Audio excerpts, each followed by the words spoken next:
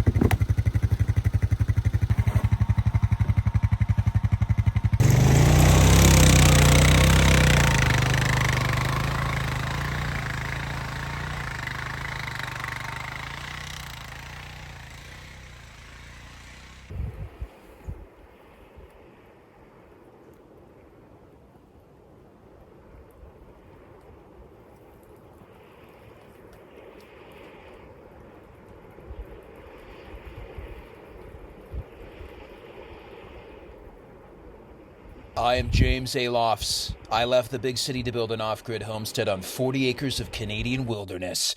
This area of Ontario has giant ridgelines, deep valleys, and pure rivers. Black bears, gray wolves, mountain lions, moose, and many forest spirits share the land. I started in November 2023. Starting with a modest 12 by 16 foot guest cabin, my goal is to build such a glorious homestead that I attract a magnificent wife, have several military-grade babies, and raise our Swiss mountain dog, Clovis. Welcome to Wild Homestead.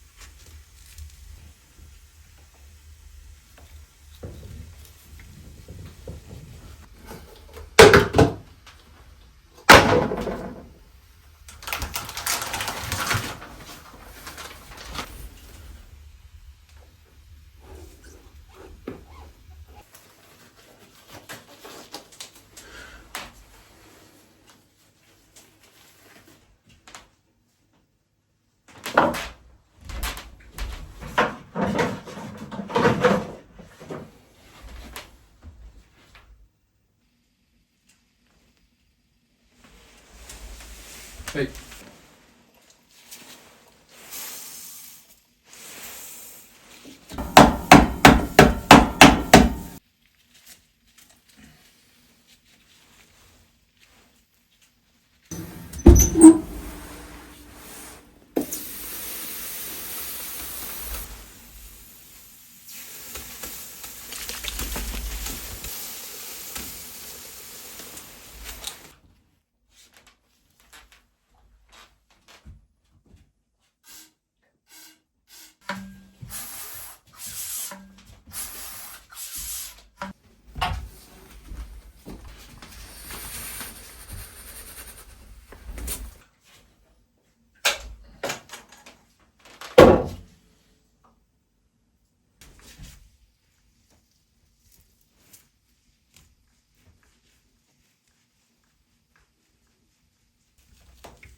Hey.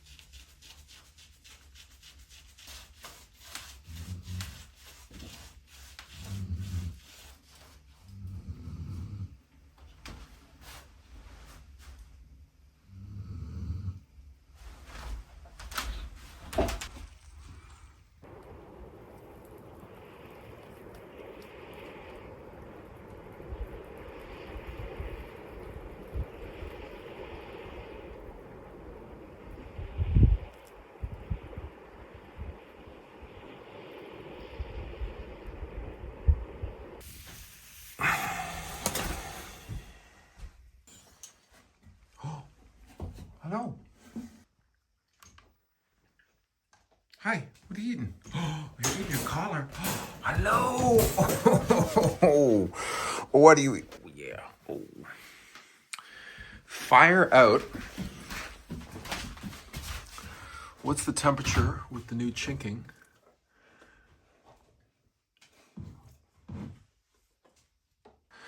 That's good. And it's -5 degrees outside. And snowing.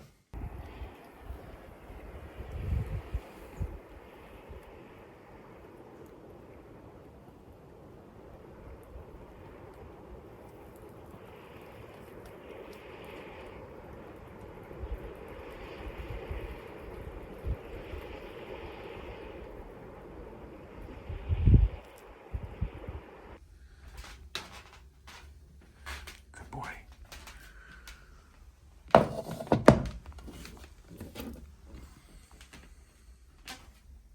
Okay.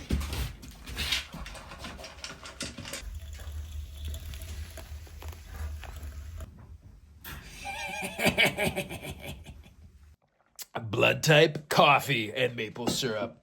Last week I was sharing the story about the 3 different wolf species in North America, and had a lot of good feedback. There were a few folks that mentioned another Latin name, which is Canis rufus, in the comments, and that is this very cool story of the red wolf.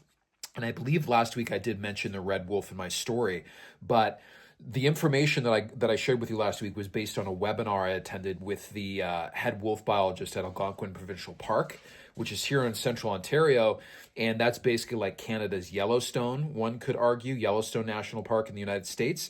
And what this biologist was saying was that Canis rufus, or the red wolf, he said most biologists, including himself, believe that Canis rufus, the red wolf, is just a regional variation of the eastern wolf, that it is not a distinct separate species. There's some wolf biologists that disagree, but he's saying, listen, it maxes out at 80 pounds. The morphology, the body size, everything is very similar to the eastern wolf, and it overlaps the same range. You look at most maps you can find online of wolf species distribution in North America.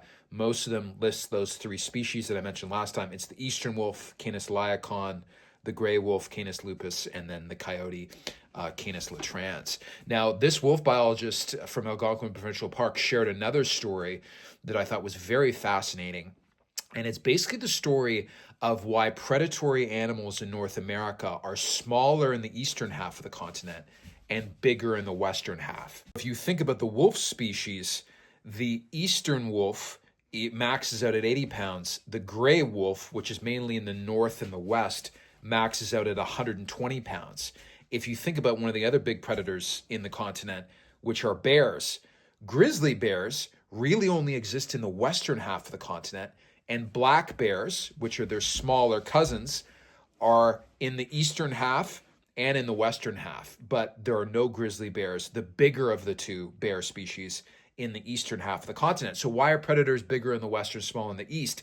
He said it has to do with the density of vegetation influencing the size of prey items. So there are more and bigger herbivorous mammal prey items in the west, and there are on average fewer and smaller prey items in the east.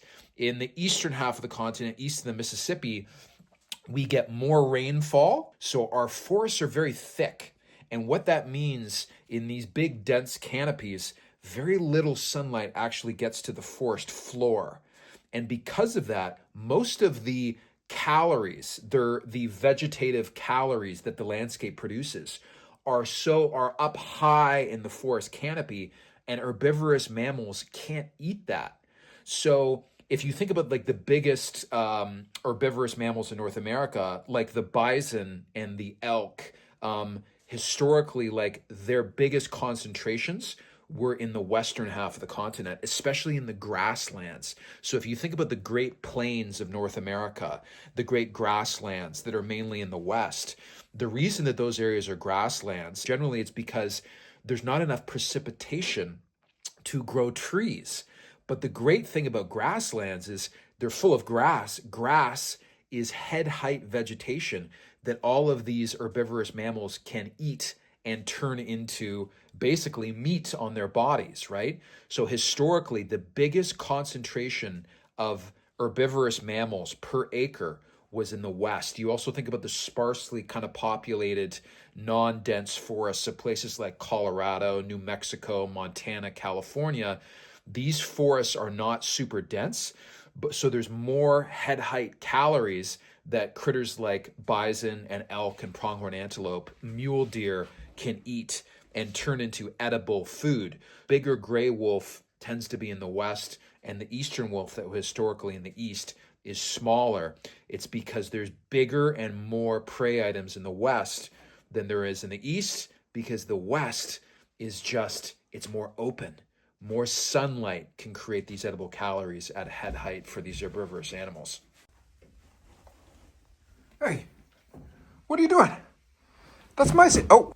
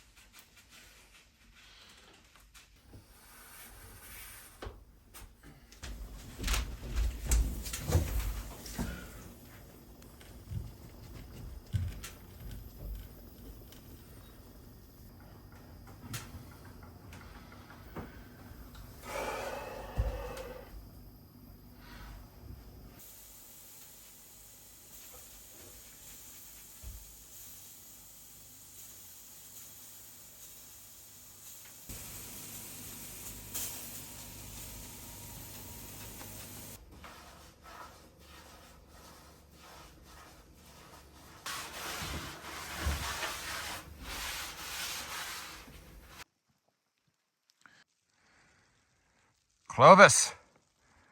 Clovis, it's almost April. Does it snow this much in Switzerland, Clovis?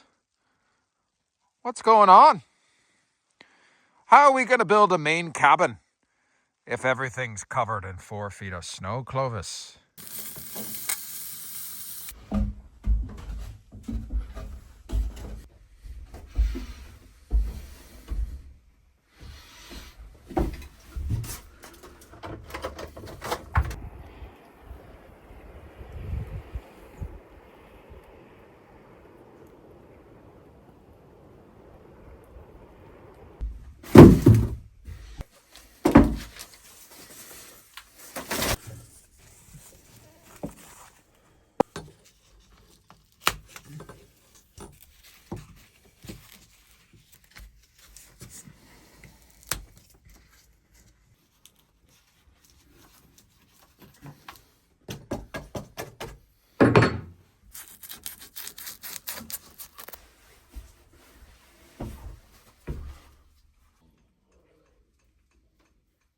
Hey, Clovis! Clovis!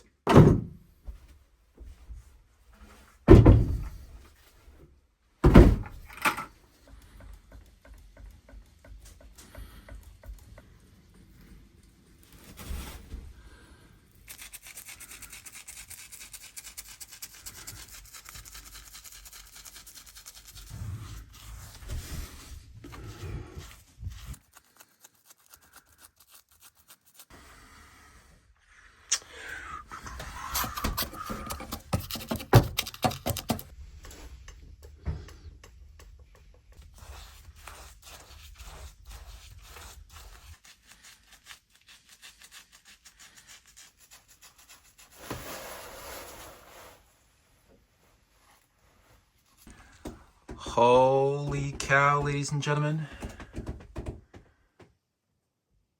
I think that's all she wrote on the chinking. Hallelujah.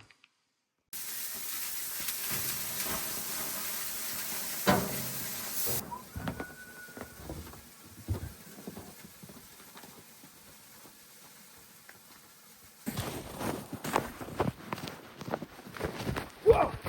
Holy cow!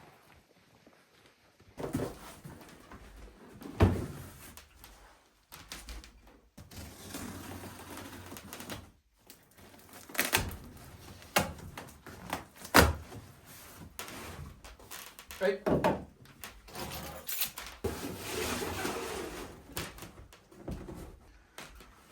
I like that tagline. Get after it. What do you think, Clovis?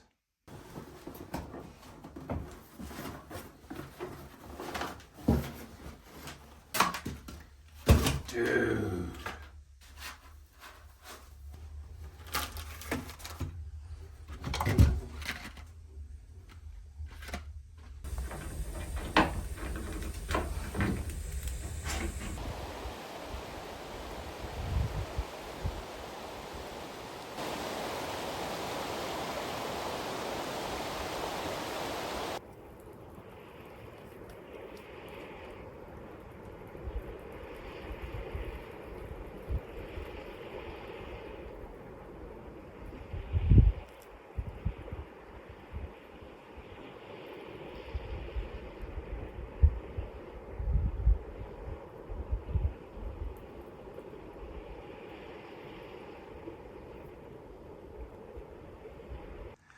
We just got home from town, and Clovis doesn't want to get out of the truck.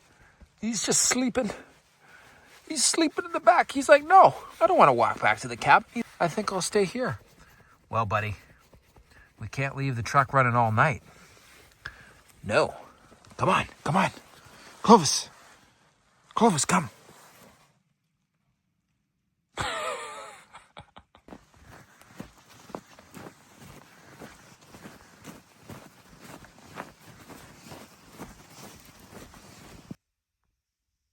Good morning, folks. Man, it looks good.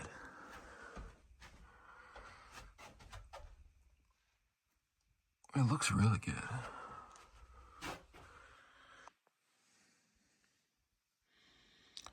Oh, good morning. Hey, oh.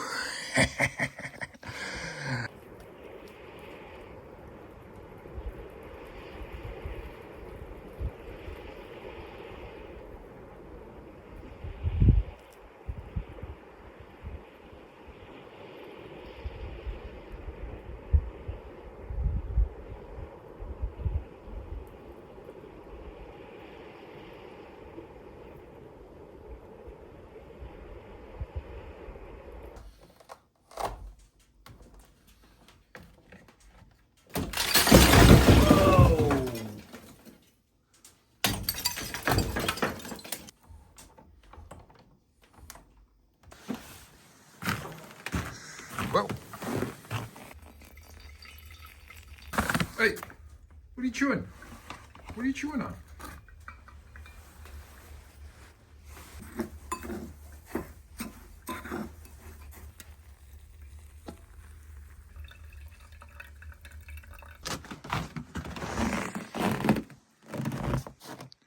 Oh boy.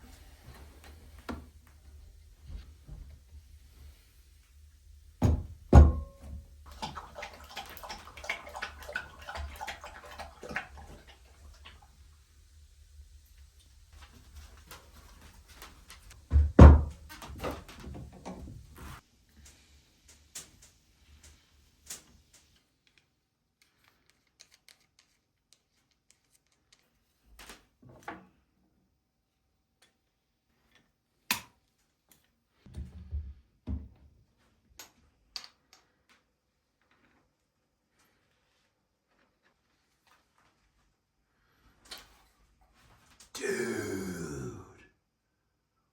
Whoa.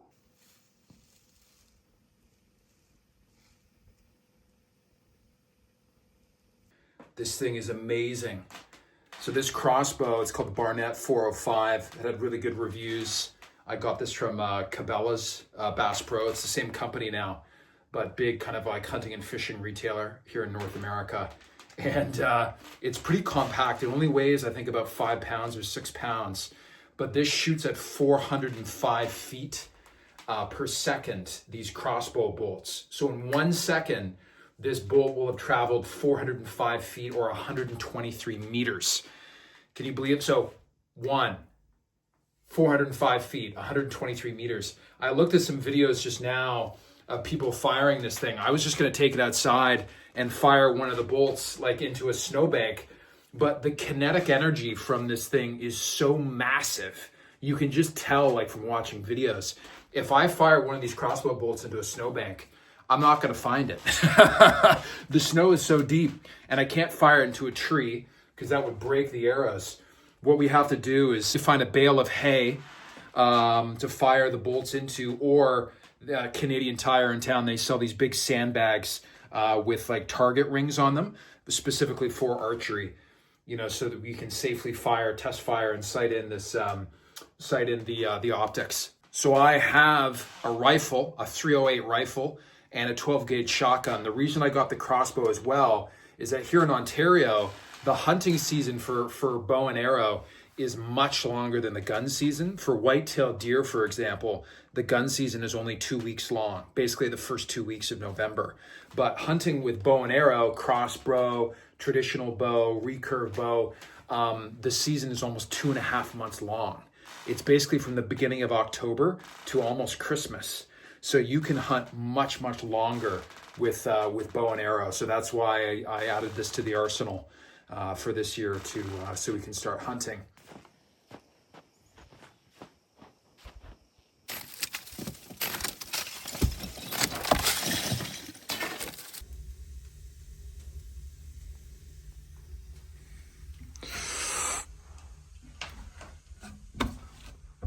Oh boy.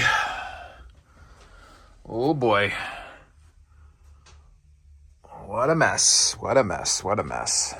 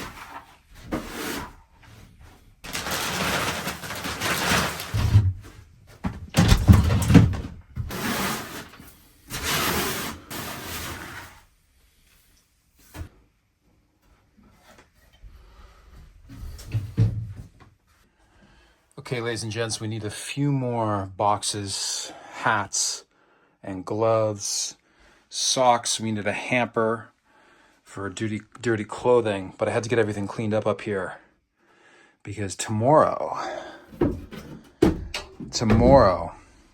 will be arriving our lovely queen-size bed.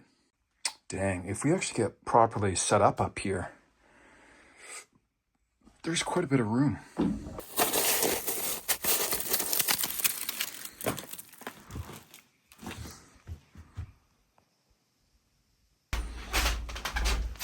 Hey, buddy, you getting sleepy?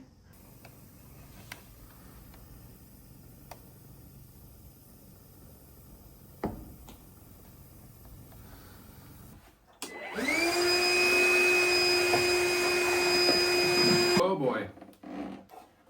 Oh boy.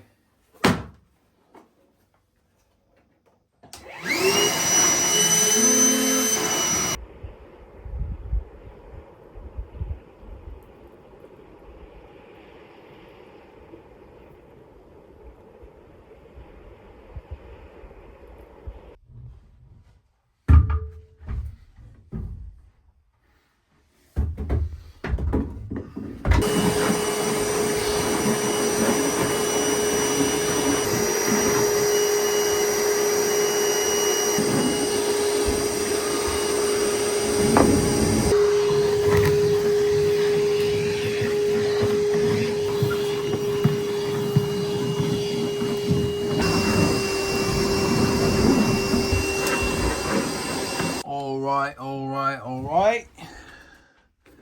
Nice and clean, ready for the bed and bed frame. Right.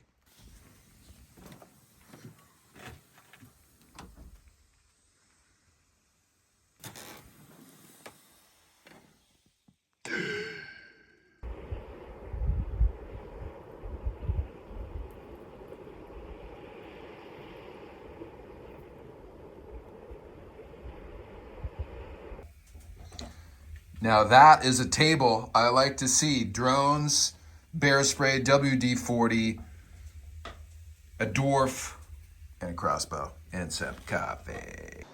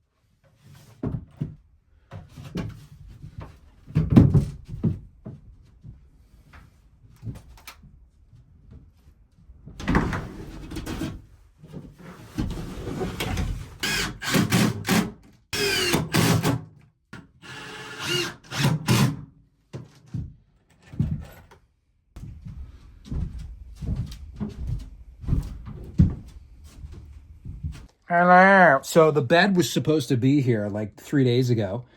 It is not arriving, but I thought that I would construct this.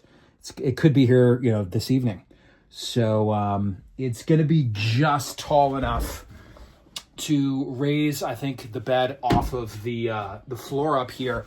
But again, you see how it lines up. It's kind of just below that back window because the mattress itself is 11 inches tall, and that should kind of bring us, just flush or just above flush with the bottom of the window, because obviously when I'm in bed with Sophie Turner, my future wife, want to be able to see out that window and get airflow, crack the window, get airflow if it gets too hot up here.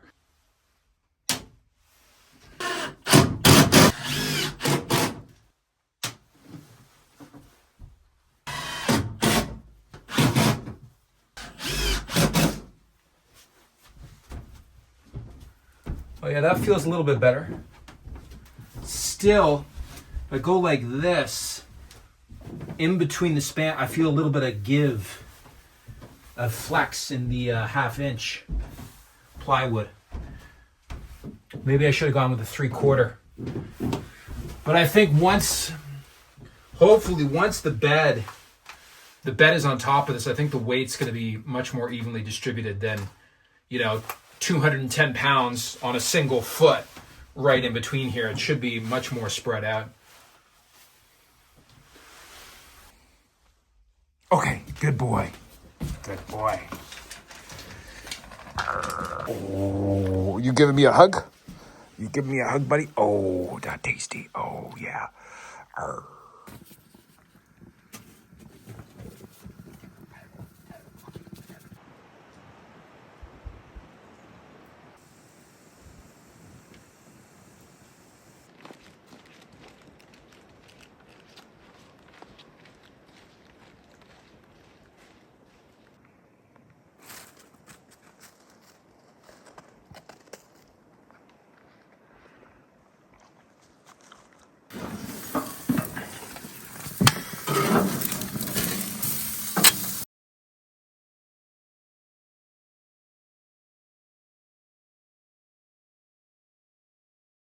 Holy cow. That ain't no coyote, man. That's nuts. So that trail camera used to be down across the meadow over there, but I ended up moving it on top of the ridgeline over here closer to the cabin because the problem was it wasn't getting reception down there. but that literally just got it. It's about 7:30. That wolf was looking towards the cabin. I was just cooking my steak, and Clovis was just out here. That's nuts, man. Dude, so we have seen a fox, we have seen a wolf, and then I don't know what that other thing was. It could have been a coyote or a wolf. It's difficult to tell. But oh my God, that looks like it's probably a gray wolf if I had to guess. Canis lupus. Whoa, dude, we gotta put up more trail cameras. We got 4. The guys at Spy Point have not got back to me. So I don't know, maybe I have to reach out to other brands to try to gift us some, but right along that ridge line, like 50 meters in that direction. You see where it drops off over there? Holy cow.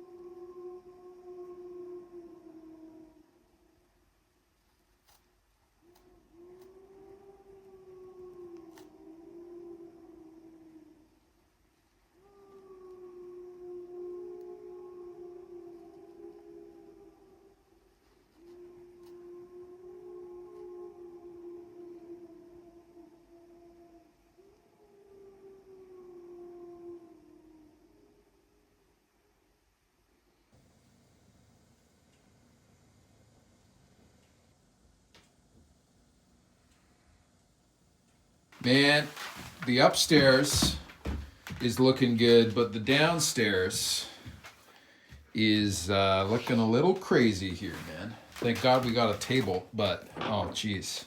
We gotta organize. Hey, no.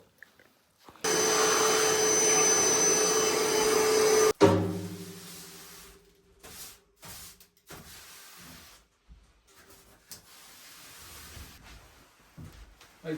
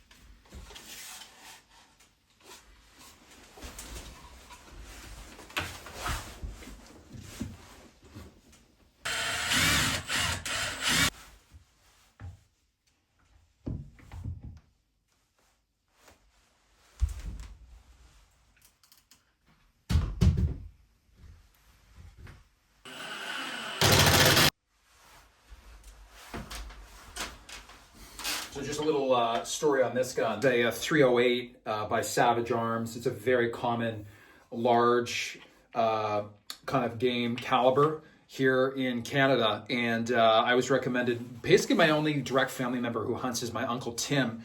Shout out Uncle Tim. He was in the Canadian Armed Forces. He recommended to get a 308. It's good all around for everything: deer, bear, moose, etc., elk. And it's a stainless steel barrel. And I think the most interesting non-traditional thing about this gun is that this sight by Vortex is 1 to 4 times. So most scopes that you see for sale, at least as far as I can tell, are like 3 to 7, 2 to 8, 4 to 9 times magnification.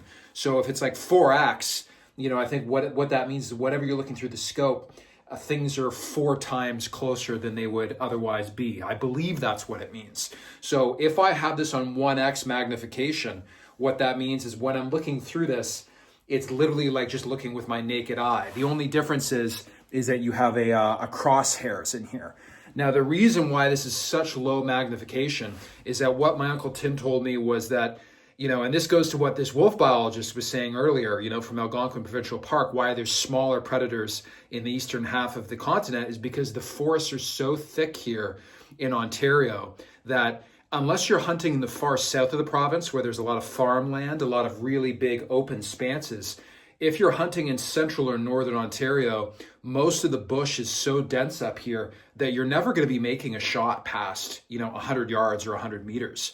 Most of the shots you're taking are going to be from like 50 meters or 50 yards and in. So I actually sight this gun in with my Uncle Tim at 50 yards or 50 meters. And really, he said the number of deer he's taken himself on 1x or 2x magnification is quite a bit.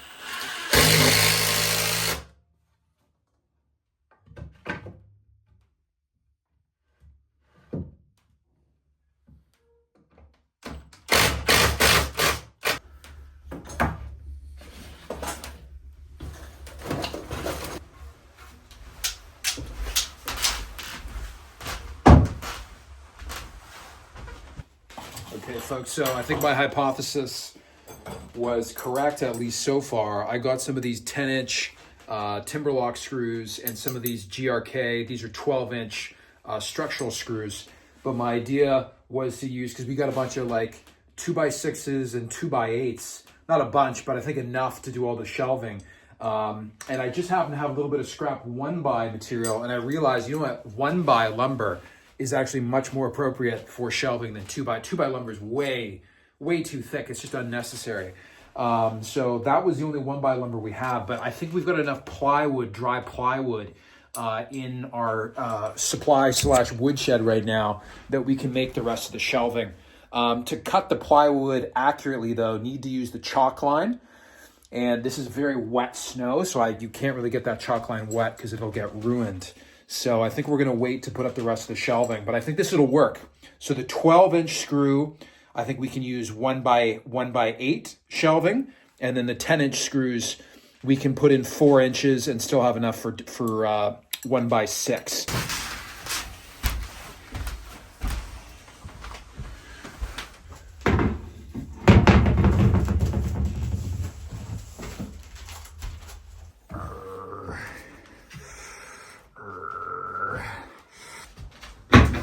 Hey.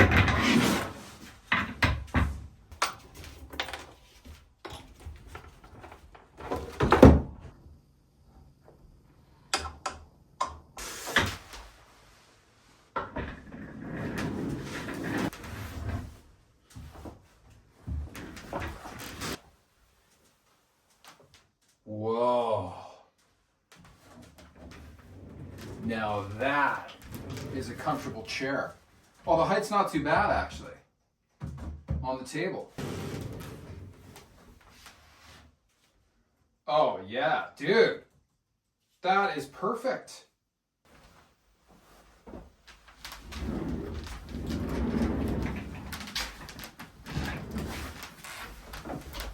Oh!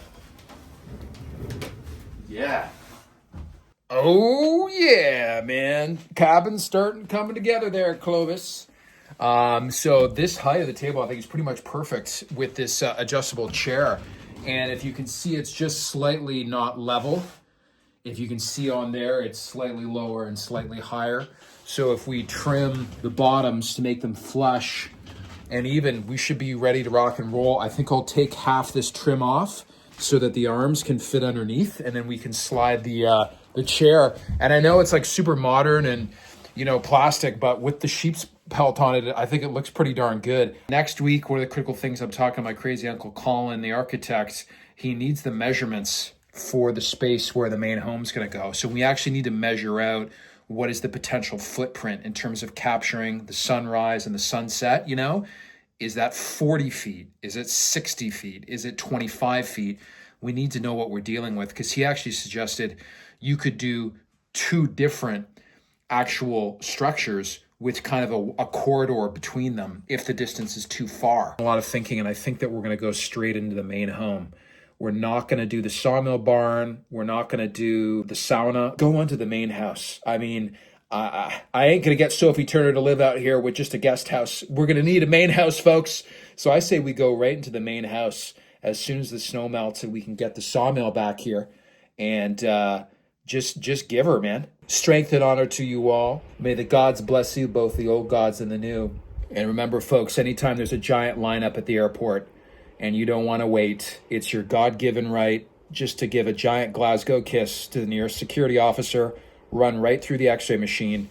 You will not be arrested or reprimanded for this, as long as while you're doing this, you're screaming the following 9 words and 17 syllables. Ooga, booga.